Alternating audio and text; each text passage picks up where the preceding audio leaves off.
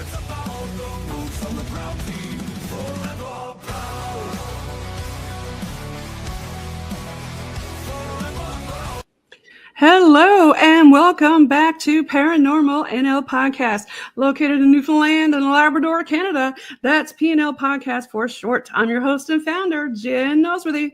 Thank you for tuning in to UPRN, United Public Radio Network, 107.7 FM in New Orleans and 105.3 FM on that Gulf. For tonight's uncomfortable Christmas special on UPRN segment number 58, I've got a special guest tonight waiting backstage from Indiana, USA, who I'll bring on shortly. Now it's time to grab your favorite Christmassy drink, maybe a few Christmas cookies that Nan baked, and get cozy by that fireplace for the show tonight. Paranormal NL Podcast is sponsored by the Bog Team. It's a boots-on-the-ground Bog Team doing historical paranormal investigations in Newfoundland, Canada. Follow PNL Podcast and the Bog Team on their link tree at Paranormal NL Podcast. Smash those subscribe buttons. Tune in every Tuesday at 5 p.m. Eastern on UPRN for PNL Podcast for the YouTube and Facebook live chat watch party. PNL Podcast believes in supporting international paranormal networking and highlighting global paranormal people, places, and things. Now, let's get on with the show tonight. I hope I can pronounce his last name right. Here we go.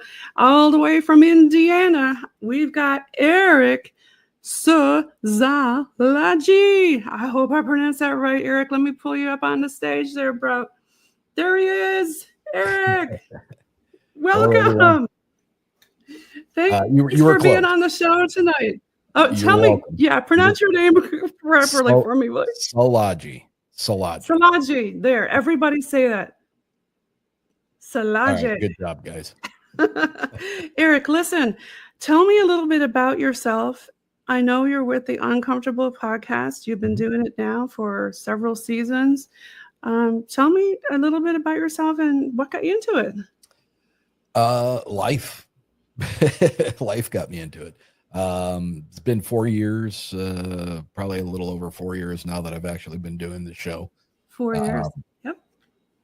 And I don't know what, 212 episodes, I think, maybe 320 hours worth of content.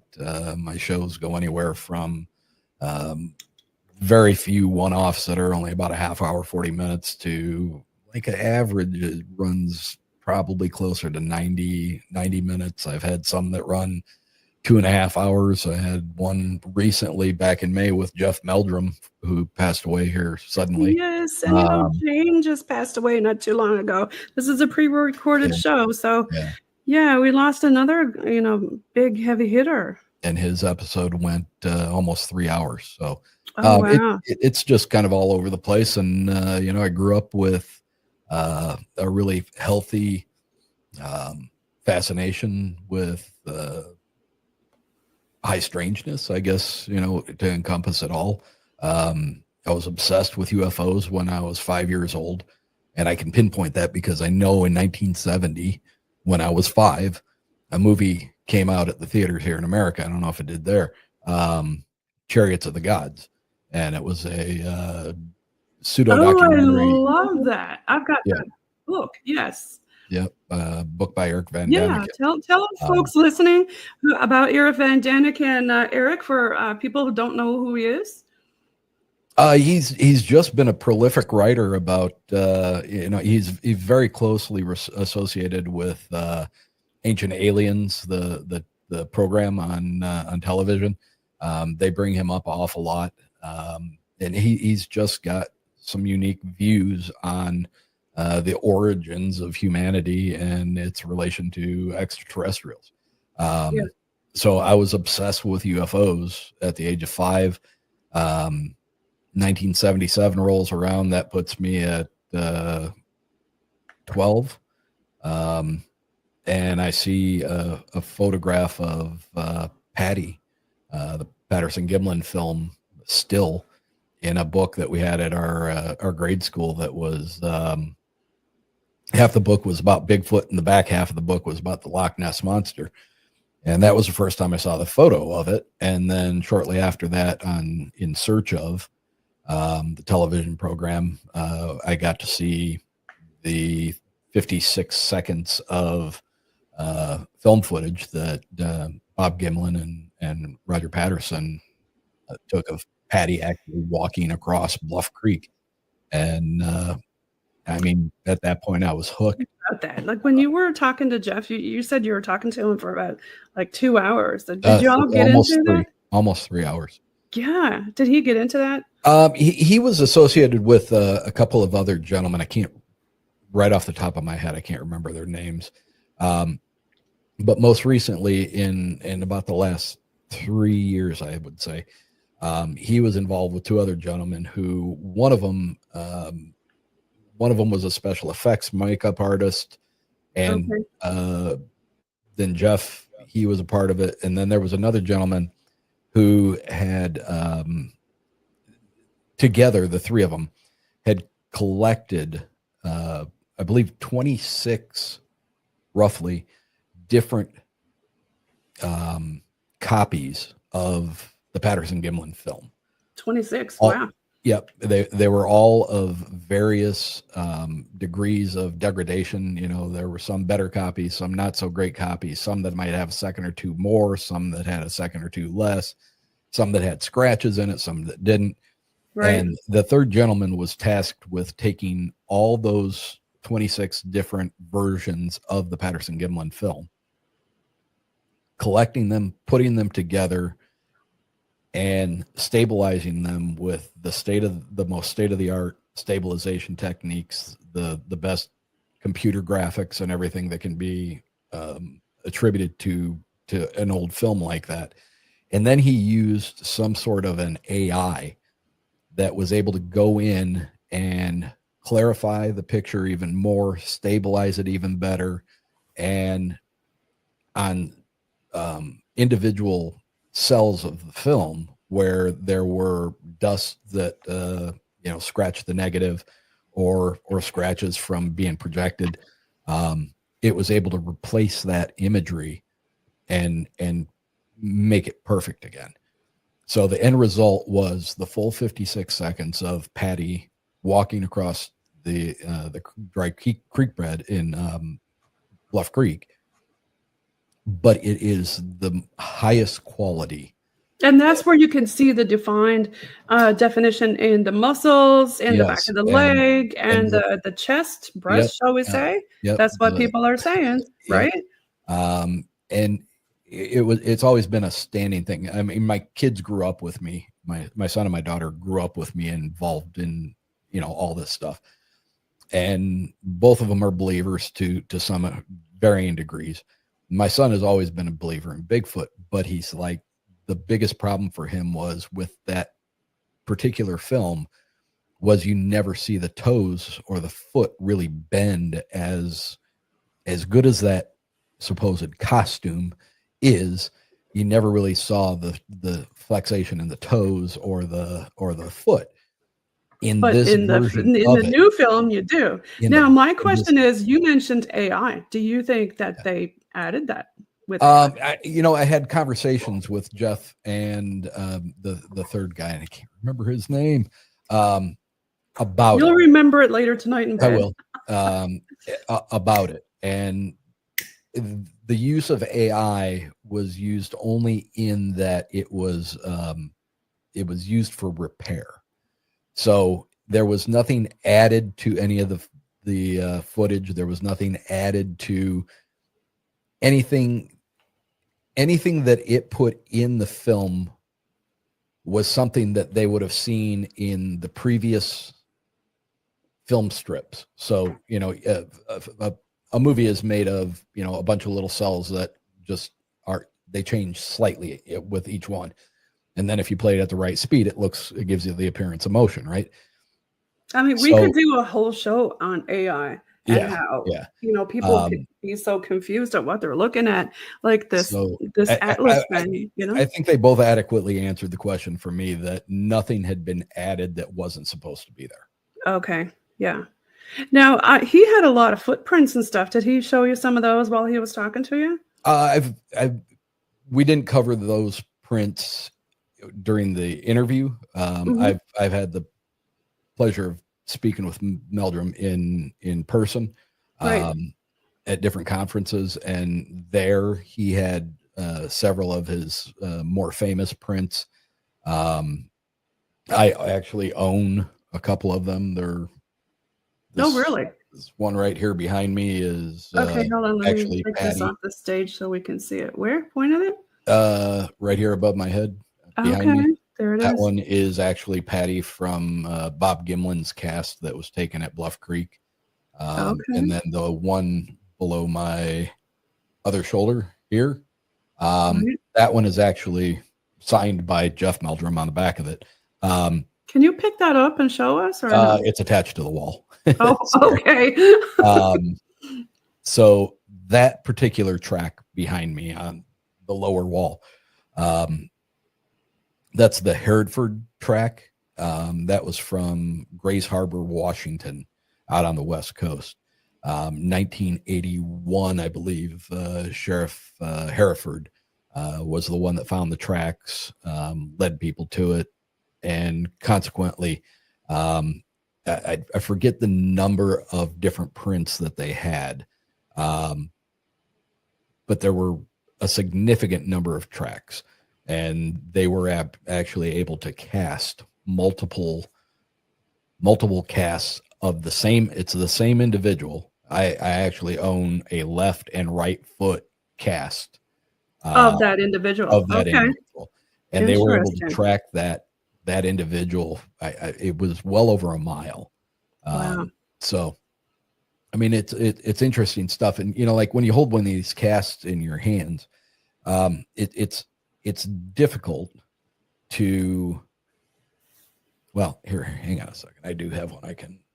Okay, let me Pick take up. this off stage.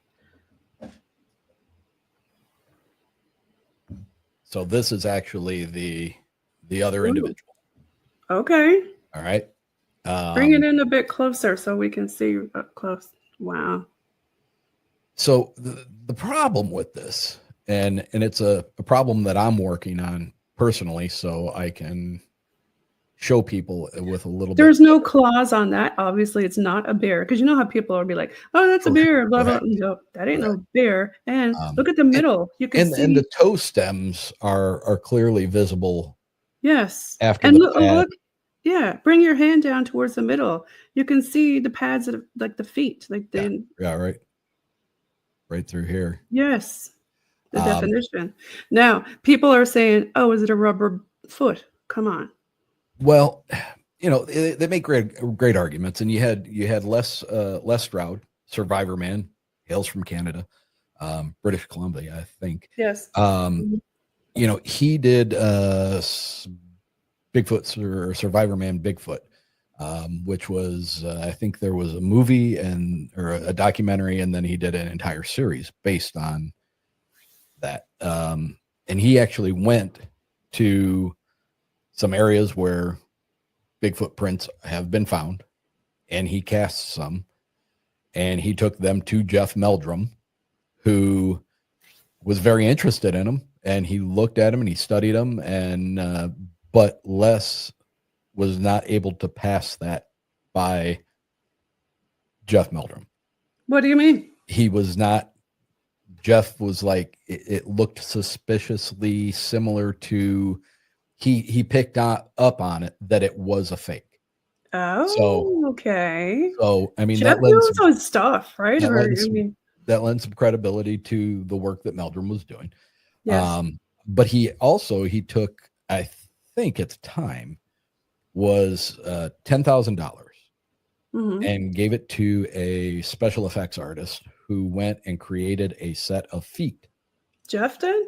No, Les Stroud did. Oh, Les. Okay, yeah. And then it was his attempt to take those feet and to put himself on stilts that were high enough that would replicate the length of stride that many of these tracks that are found in the wild, to replicate it. Wouldn't replicate the weight, though, would it? It wouldn't replicate the weight. And it was, for the most part, a $10,000 utter failure.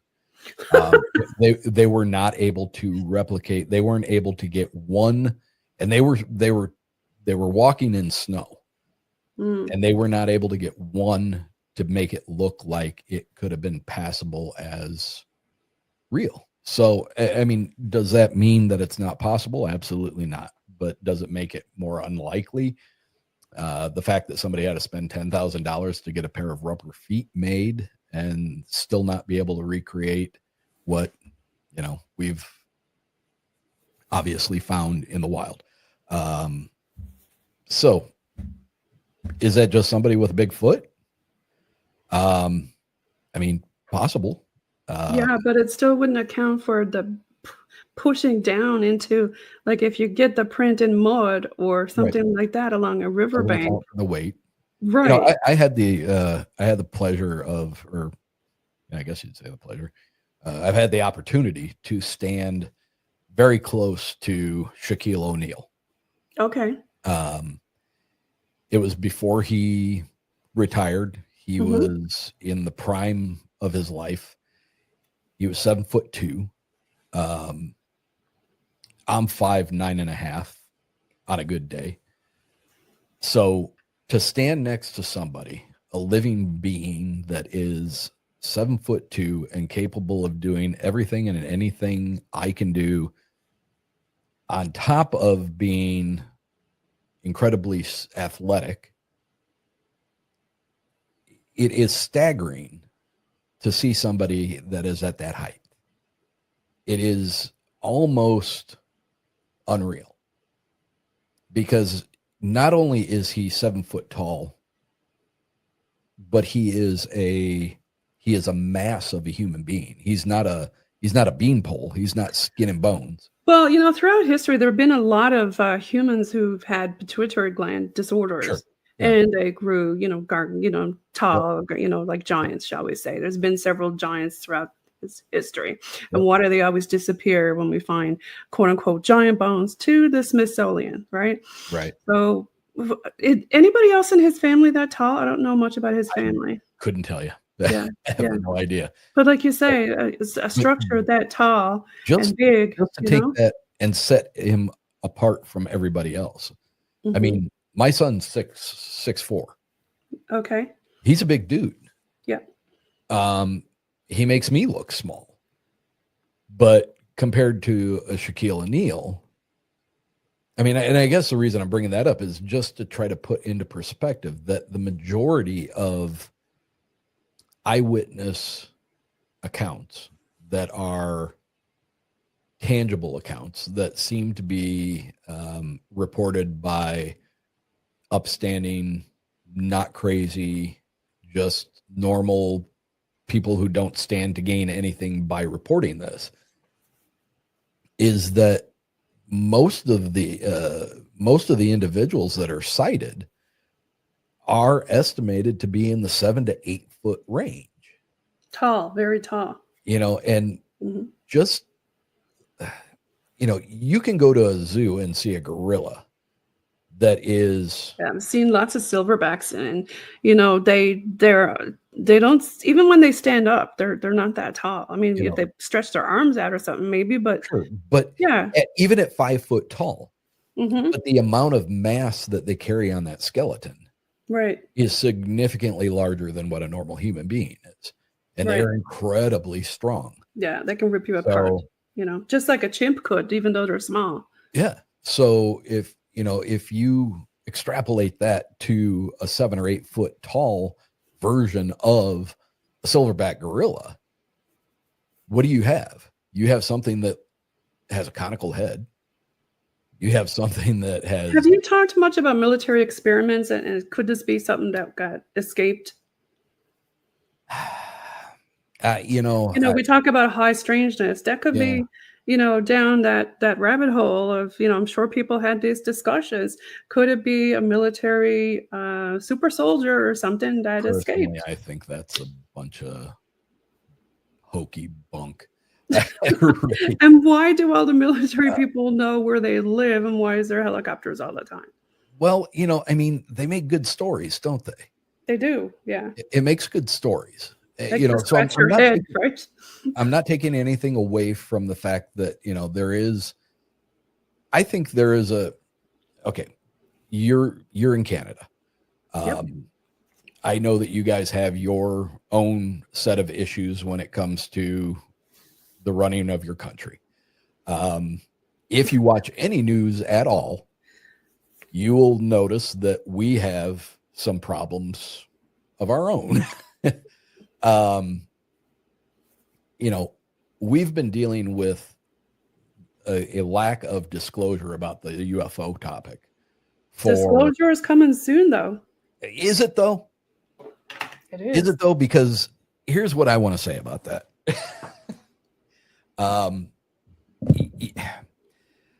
And I may come off sounding very opinionated. No, go for it. I think that's having been alive for 60 years and having bought into a lot of things for a lot of years. And then all of a sudden there's kind of a wake up moment here and there where you're like, that doesn't make a lot of sense.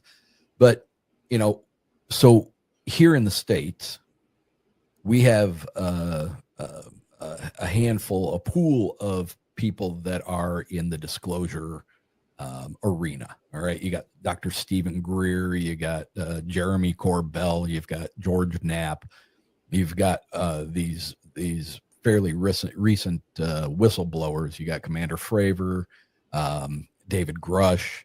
You have all these people coming forward and testifying in front of Congress, right? They're testifying under oath in front of Congress that these things are happening. They're being seen. They're witnessing them. They're reporting them. They're getting nowhere with it. If they're opening their mouth, the very system that is designed to allow them to come forward and be a whistleblower is the very same system that is keeping them from being able to talk about any of it unless they go into a secured, they call them a SCIF, a secured location where everybody that's going to be in that location to hear what the one gentleman is going to say has to be cleared in order to be able to hear the stuff that the guy that has clearance is going to say. So it seems like it's become a circus of sorts. A bit of a circus. Now, they did extend the deadline for disclosure to September 30, 25. This is, again, pre-recorded. So I wonder what's going to happen. Are they going to do it? Well, the UAP 30th, records deadline. September 30th. That's come and go. It's gone. At the time of this recording, even though we're doing this in we're saying Merry Christmas, but it's pre-Merry Christmas. Where is it? Where is it? And this last congressional, I did a brief episode, about a half hour, 40 minutes, just about 2 weeks ago on the latest congressional hearing that was held September 9th. And, okay, so they had it. And there were no, like in 2023, you had David Grush, who literally sat there and said he has knowledge of crash retrieval. He has knowledge of biologics that were collected from the crash retrievals. Those are all pretty heavy bombs, right? That's some like, what? Yeah. Seriously. This time around, and he's credited with opening the door for this other congressional hearing that happened on the 9th. There was a much different tone to that conference or that hearing. And it was, they had a lawyer there who was there, one of the speakers, one of the whistleblowers, I guess you'd say, and his job, his point of talking was that we have to provide better protections for the people that want to come forward to tell their stories. So that in itself is kind of not exciting, right? Nobody we wants to hear talk about the deep undergrounds of what happens to people who are whistleblowers. Do they really have an quote unquote accident? And when Muamua came around last time, didn't we have another government shutdown at that point? And now Atlas is coming, and we're having another government shutdown. Not certain. It might have been. What, are they doing some sort of look over here while they're doing this over there? Well, they're absolutely doing look over here. Whether it's got anything to do with some giant asteroid flying through space, coming to take us out or bypass us and hit Mars, or whatever the newest story is. I mean, there's obviously look over here because we don't want you to see this. And, I have some strong opinions on what they're not wanting us to look at right now. So if all you have to do is really listen to some U.S. news, and you probably know what they're talking about.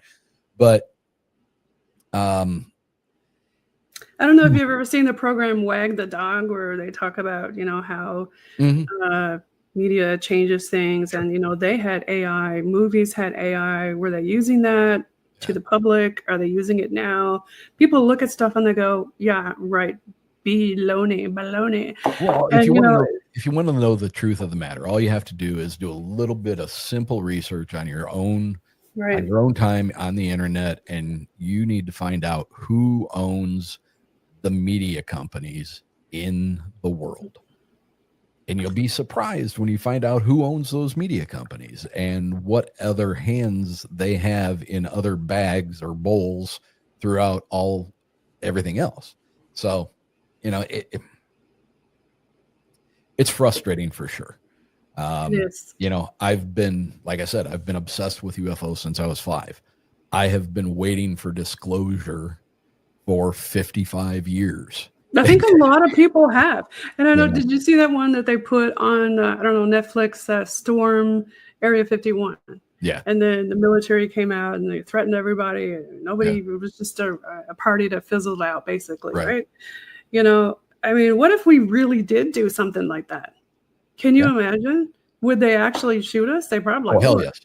Absolutely, they would. 100%. The signs are there. So, enter at your own risk. I would have no doubt about that. And then we got, Project Fear going in, trying to look and see what they can see. But, what are you going to get from a lens that's only with certain capacity number of miles? And then you got all these people doing the CE5 stuff on Beyond Skinwalker. What are your thoughts about that? They actually put the EEGs on their head, and they could see alpha kicking in the frontal lobe with a 1.6 gigahertz. What the heck is that all about? I've done a couple of episodes with a couple of members from Project Psi, which was founded by a scientist in Chicago, I believe it was. Sherilyn Carter and Archbishop Christina Rake have both been on my shows, and we've talked about their involvement with that. And I believe it was Christina Rake was the first person to actually sit there with a cap on her head where the probes were put in, and they were able to in real time witness the changes in her brain as she was going into certain different states. So basically it's almost like a state that a Buddha would get into. Yeah. And I think that there is something compelling about it. I think there's something legitimate to it. Remote viewing, the United States government, anyway, they funded remote viewing in this country for over 20 years. Yep. Excuse me. Yeah, you go back, you're talking about the high strangeness. There's all this MK Ultra and all this weirdness that they did way back when. Yeah. This goes back years and years. And the technology that we're seeing now, is it tech from downed aircraft, or is it our tech? Unfortunately, I think that it's probably our tech. Yeah, because there's tech that's that's used by the military for years and years before it comes out for the public to actually be able to use. Mm-hmm. Before the cell phone came out, what do you think they were doing on special ops? They were using the cell phone to send pictures and blah, blah, blah. Sure. There's all kinds of technology that's out there that we don't even know about. Yep. We're really high advanced. That stuff, we've got Space Force. Is that us up there with all the orbs? Well, and it's 1.6, which is Earth to space, right? Well, that's an interesting point that you bring up. about the Space Force, because the first time I heard about Space Force, I thought it was a joke. No, it's real. No, I know. But when you use the term Space Force, Sounds like a farce, right? it sounds Cartoony. It sounds does. silly. Yeah. Because unless you had personnel, unless you had vehicles that were capable of being in space, then it seems kind of like a stupid way to name a military segment, right? I mean, Right. if we're to believe that all this is these are people in charge of keeping space safe and keeping our satellites in operating order and not being threatened by other satellites, and that it just seems, if you're going to have a space force, all of our other militaries have weapons. They're either heavy on the water side, where you've got aircraft carriers and air support, or you've got Marines and GIs that are going in and doing the groundwork and the grunts and mobile infantry and stuff like that. So when you use the term Space Force with me, that makes me think that there's got to be something that Well, we don't let's know think about. about this. Look at our climate. The climate change is shit, okay? And everything is going, everybody want to say, oh, we're going to hell in a handbasket. Everybody's saying it. Something's coming, right? Yep. We got famine. We can't feed everybody. The earth is losing our atmosphere. Maybe that's why the veil is so thin, right?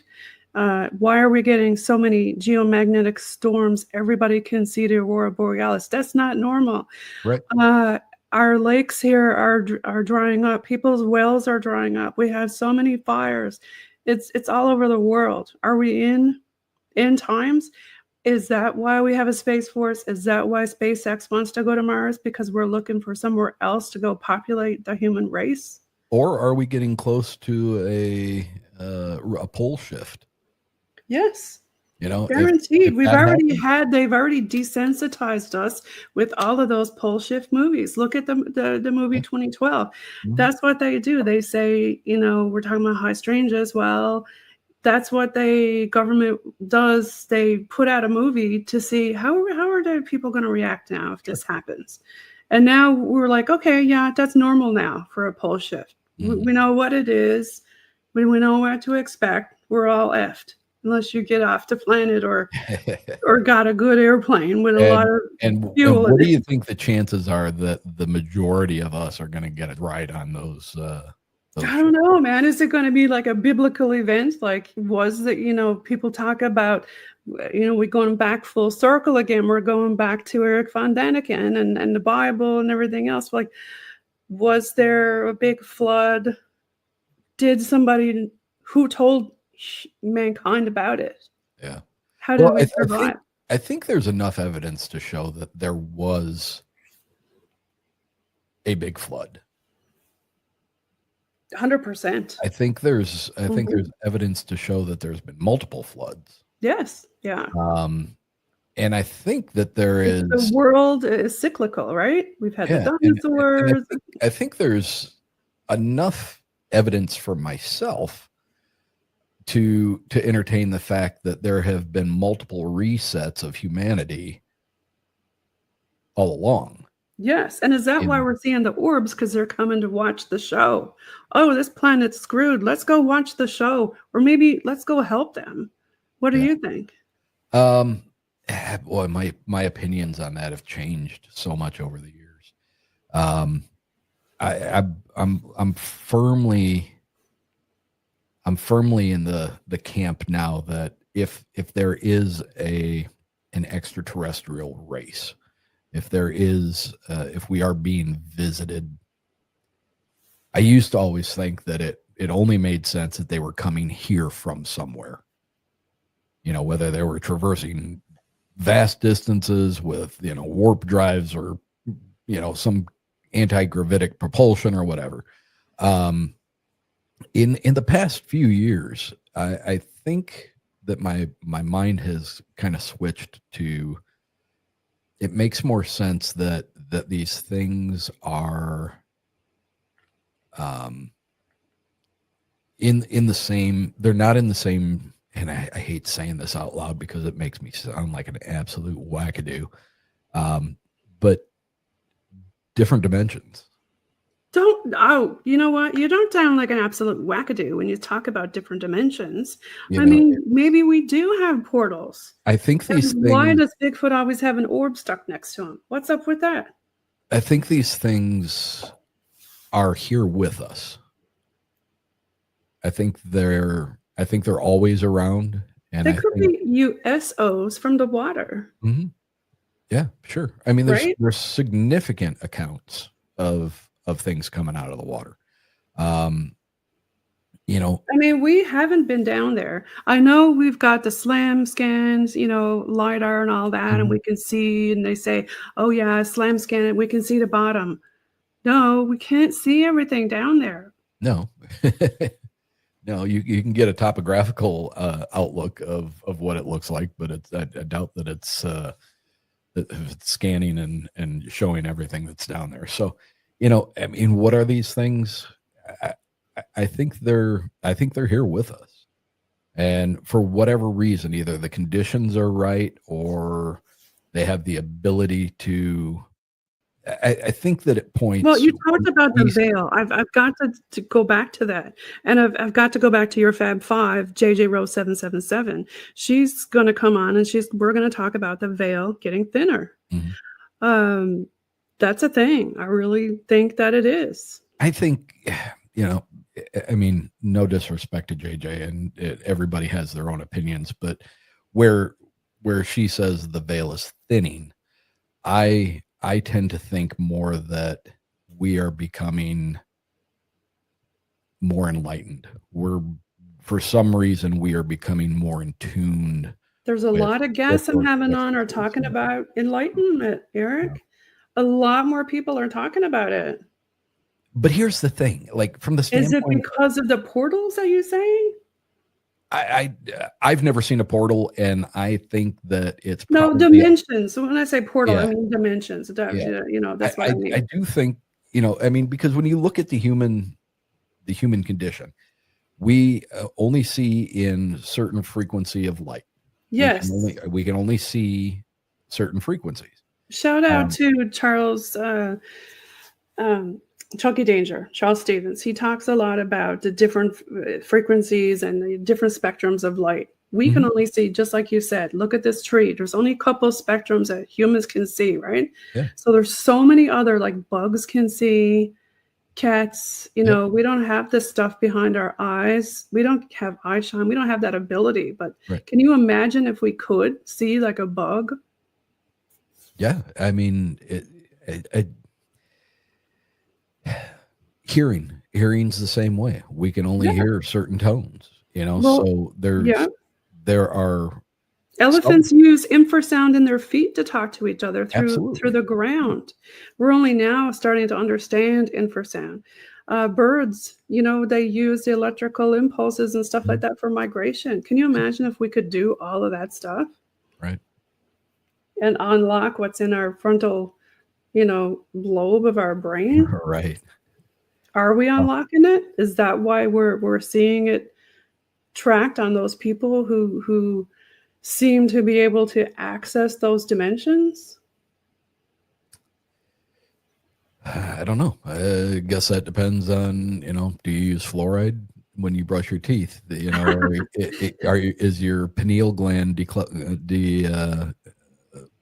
do you want to talk about that for the people who don't understand what that means and why am I laughing? Well, so the pineal gland, which it's a bad name. It sounds like a dirty thing, but it's supposed to be. Sounds like a pine cone, right? Little tiny thing. It's supposed to be this gland that is basically in the middle of your brain, which points towards the center of your forehead. Arguments have been made that different cultures have said that the pineal gland is the third eye, Right. and that throughout the generations of modern human, and especially since the advent of chemicals and different drugs and medicines and things, that humans' pineal gland has been calcified. Yeah, it's shriveled up. And then when you're a kid, it's nice and plump and healthy. Yeah, That's why they're like, Daddy, I see a ghost. We're like, no, you don't, because ours is all shriveled isn't that up. strange that would Right? be right where the soft spot of the head is, Yeah, and it doesn't grow together until before it a couple of closes. years. Yeah, the So, front house. that's always been something that has kind of fascinated me, that because it is extremely common to hear about kids having experiences, seeing things that aren't there.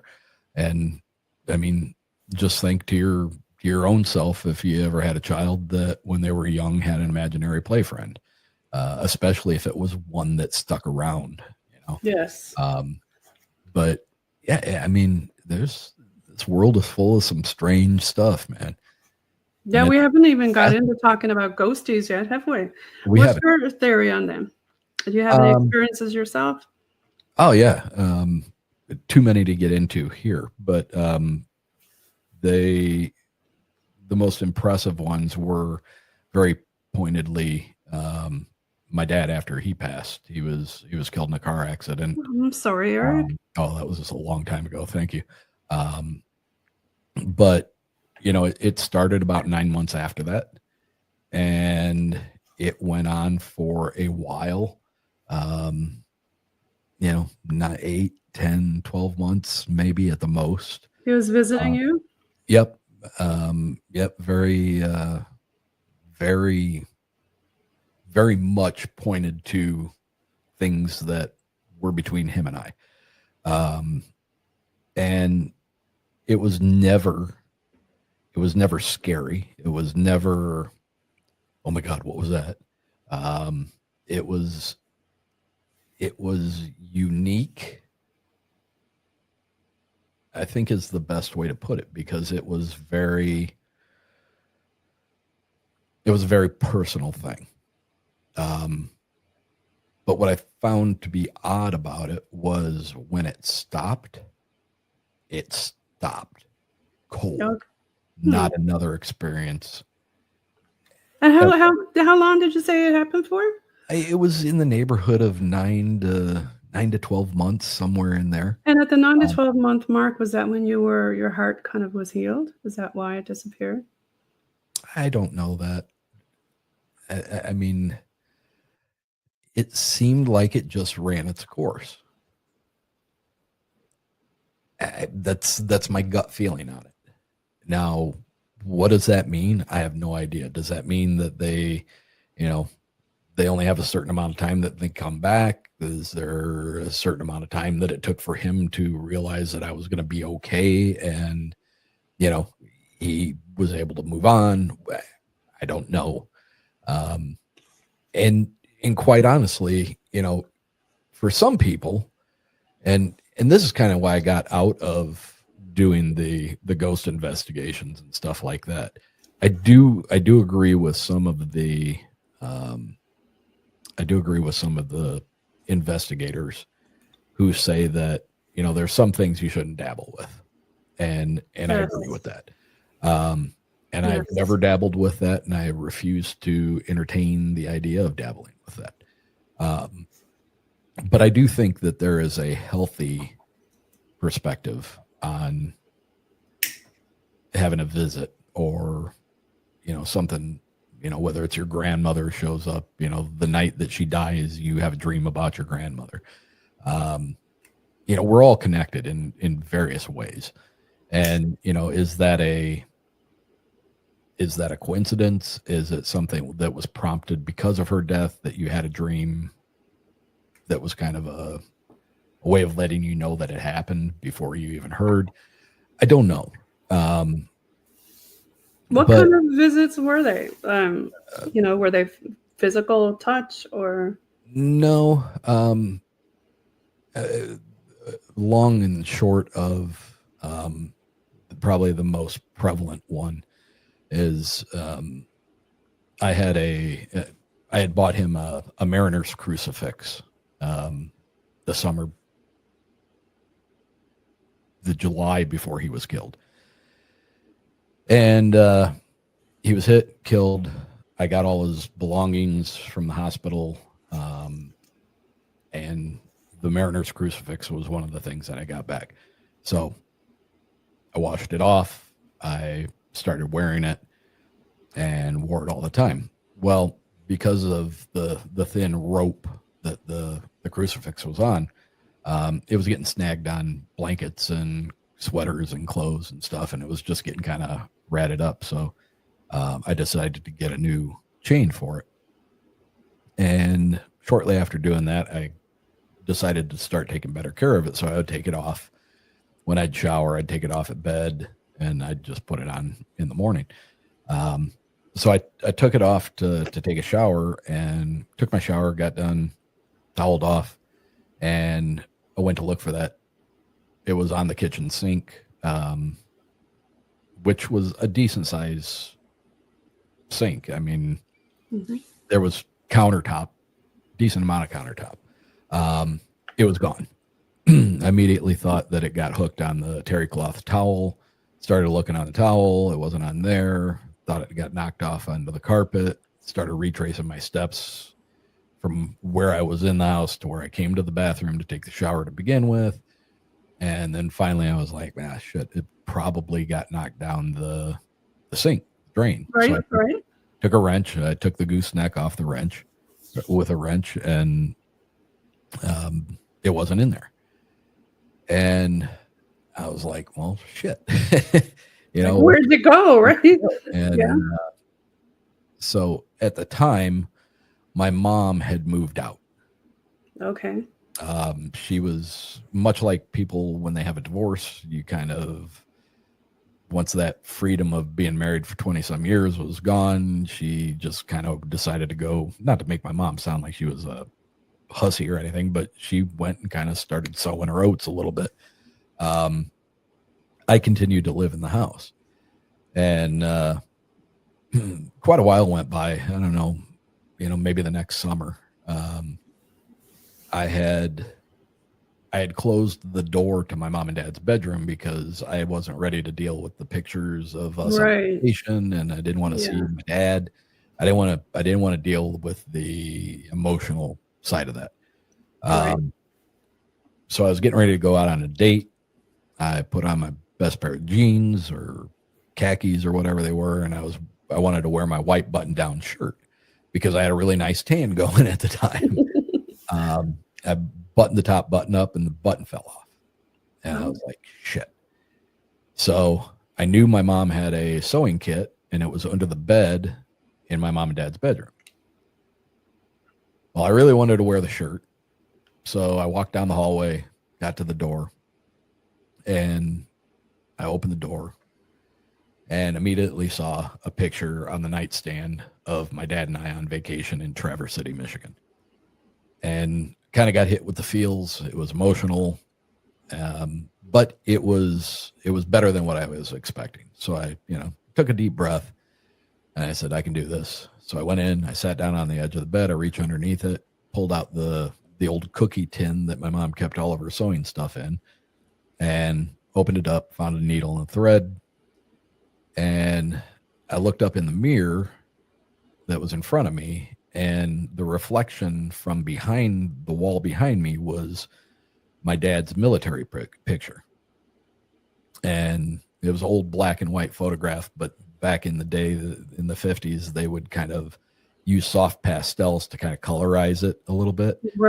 And yeah, it's almost like yellowish. So I'm looking in the mirror, and I see his military picture looking over my shoulder at me, and I was kind of like, it kind of gave me a nice, warm, fuzzy feeling. So that I kind of stopped what I was doing. I started looking around the room. I was looking at other pictures, and it was good. It was a cathartic moment. I was able to remember a lot of the good things, and it was good. My mom always used to get mad at my dad because he never used a coaster. Ever. And a lot of times he would go coffee to bed, stains everywhere. a lot of times he'd go to bed with a glass of ice water, or he'd have a leftover some Coke in a glass and ice in it. And then he would leave it on this end table. And she was always constantly bitching about him leaving a white ring on that coffee table. So all that to say, I sew the button back on, and I put everything back in the sewing kit and was getting ready to put it back underneath the bed. And I looked over at that end table, that bedside table that had the picture of me and my dad on vacation in Traverse City. And on the top of it, to the left of the picture, was a white ring. And in that white ring, it was wet. Oh. And sitting in that partial ring was the Mariner's crucifix and the chain. What? Yeah. And it was wet. Yeah. It was wet, like a sweaty glass had been sitting there. Mm. I mean, it wasn't soaked. Explain that one. But it was damp. Dad was there with you. And he helped you find it, and he said, here it is. You know, and there's like I said, my mom had moved out. I never went into that room. There's no possible reason why that crucifix should have been where it was. Wow. And months had gone by. So that made you feel good inside, right? And it made me feel good, and I literally, I said out loud, I said, all right, I get it. Was this around the 9 or 12 month mark?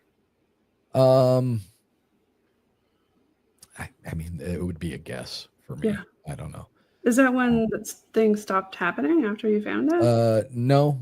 Okay. There were, at the time I was dating a woman who I was going to end up marrying. At the time I was a bouncer in a bar. She decided to stay home instead of coming down to the bar. I called her up and I said, hey, are you going to come down tonight or not? And she said, no, I'm just sitting here listening to the symphony playing in the kitchen. And I was like, what are you talking about? And it was literally, she said it sounded like the shelves in the kitchen, every pot and pan had been either the shelves broke or somebody just pushed all the pots and pans. And then she went in the kitchen and she opened up the cupboards, and everything was stacked nice and neat and nothing had been moved. But she said it sounded like all of the pots and pans had just gotten pushed off the table. Another time I had, we were having an argument, and she was complaining about how I did laundry. Okay. And, I mean, I'm a guy, I'm 20 some years old, and I'm like, not a pro at doing laundry, but I knew how to put stuff in a washer and take it out. Right. Yeah. So I went downstairs to take laundry. She was going to take a shower. I took stuff down to the basement to do the laundry. Right. The phone rang.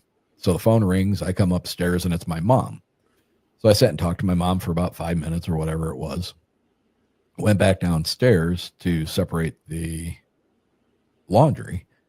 And it's like a ranch style house. So it had a long wall down the middle of the basement. One side was finished, one side was utility. And every piece of clothing had been pulled out of that basket, and half of it was strewn across the finished side of the basement, and half of it was strewn against the utility side. And what? I immediately got pissed. I stormed back upstairs and I pounded on the bathroom door and I opened it, and then I started, why the hell you got to keep doing this? I mean, Jesus Christ, it's just laundry. Why has it got to be such an issue for you? And blah, blah, blah, blah, blah. On and on. And she pulls back the curtain and she looks out the shower and she's like, I've been taking a shower. What are you talking about? And I was like, oh, Whoops. shit. You're like, whoops.